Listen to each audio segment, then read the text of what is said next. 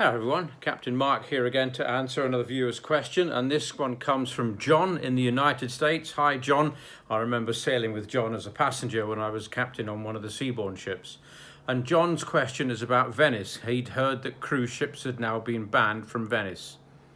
Well, to answer the question, you're absolutely right, and I'm not going into the reasons why they've been banned, because some of the reasons are simply untrue and make my blood boil.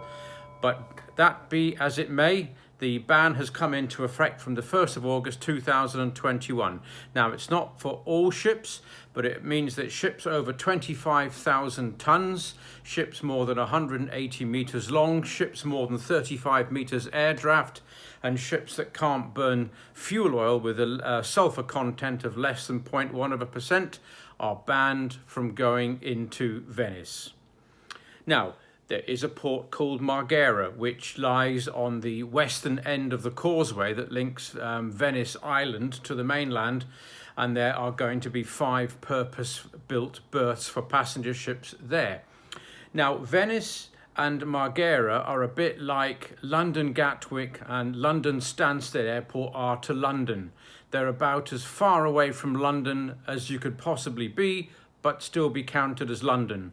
And Marghera is the same for Venice, but you can bet your bottom dollar the cruise companies will still be marketing Marghera as Venice. And what it does mean is that then the hordes of buses will be taking their passengers into the Piazza Roma, which lies on the sort of western bit of the island of Venice, and from there the passengers will disperse into the city itself. It's going to be chaos, and you heard it here first here, folks. I can't imagine 5 big ships and all their coaches disappearing into Piazza Roma. Now, the cruise ship's cause was not helped by any stretch of the imagination by a ship called the MSC Opera. But the MSC Opera on the 2nd of June 2019 decided it was going to carry out a rather unorthodox berthing manoeuvre.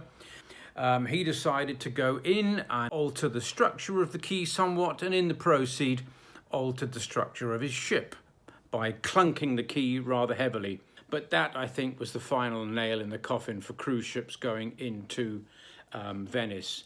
The sad part about it all is that run in from the sea into the berth at Venice was one of the iconic sail-ins in the world. You came in, you caught a glimpse of the Bridge of Sighs, of Piazza San Marco, the Grand Canal, the Guggenheim Gallery. You saw it all as you came in. So it was a little teaser, a little test, a little taste of things to come that you could go and visit once the ship had been docked. That is no more.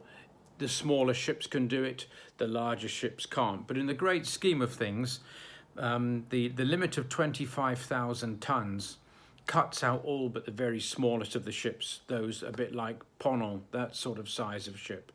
So what I want to do is I'm going to show you a little video that I took from the bridge of my ship going in June of 2018, and this is the view that you'll no longer be able to see. You can do it on smaller ships, as I said, but your height of eye will be lower, so that panoramic view of the city as you came in is gone. So sit back and relax, and this journey that normally takes an hour and a half from the pilot to the berth is now going to be done in 4 minutes. I hope you enjoy it.